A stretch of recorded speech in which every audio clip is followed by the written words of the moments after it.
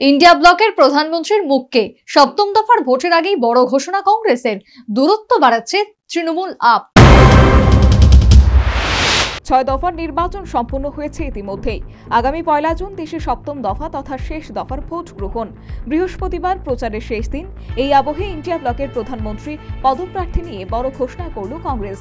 এর আগে কংগ্রেসের তরফ থেকে জানানো হয়েছিল ১ জুন দিল্লিতে তারা ইন্ডিয়া ব্লকের বৈঠক করবে। অবশ্য সেই বৈঠকে তৃণমূল নেত্রী মমতা উপস্থিত থাকবেন না বলেই জানিয়েছেন। এর আগে ষষ্ঠ দফার নির্বাচনের আগে তিনি এক জনসভা থেকে বলেছিলেন, ইন্ডিয়া জোট সরকার গড়লে তৃণমূল বাইরে থেকে সমর্থন দেবে। জানিয়ে অনেক জল্পনা তৈরি হয়েছিল।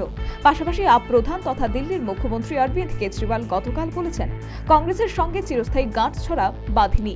ভোট পর্ব শেষের আগে কেজরির এই মন্তব্যে নতুন করে শুরু হয়েছে জল্পনা।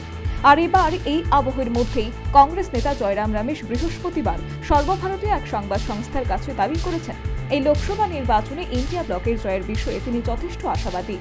18তম লোকসভা নির্বাচনে ম্যাজিক ফিগার অর্জন করার 48 ঘন্টারও কম সময়ের মধ্যে তারা প্রধানমন্ত্রী পদের প্রার্থী চূড়ান্ত করতে পারবেন।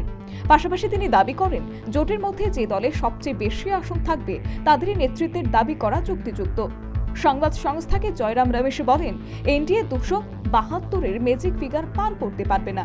এমনকি জয়রাম রমেশের আরও দাবি, ইন্ডিয়া ব্লকের সরকারের সংখ্যাগরিষ্ঠতা নিশ্চিত হলে এনডিএতে থাকা অনেক ছোট ছোট দল তখন তাদের দিকে ঝুঁকতে পারে। সেই সময় কংগ্রেস হাইকমান্ড ঠিক করবে তাদেরকে জোটে নেওয়ার হবে কিনা। তবে তৃণমূল কংগ্রেস এবং আম আদমি পার্টি যে জল মাপতে শুরু করেছে তা তাদের নেতৃত্বের বর্তমান কথাতেই পরিষ্কার। দুটি দলই এই মুহূর্তে দুর্নীতির দায়ে অভিযুক্ত। দুটি দলের বহু বড় থেকে মেজো নেতা হয় জেলে আর না হয় কেন্দ্রীয় তদন্তকারী সংস্থার আতশ কাঁচের নিচে। তাই দল এবং দলের নেতাকর্মীদের বাঁচাতে শেষ পর্যন্ত যে কোনো সিদ্ধান্ত নিতে পারে মমতা থেকে কেজরিওয়াল, এমনটাই মনে করছেন বিশ্লেষকরা। তাই ছাড়া রাজনীতিতে চিরশত্রু বা অসম্ভব বলে কিছুই নেই ভারতে। Bureau report, news vanguard.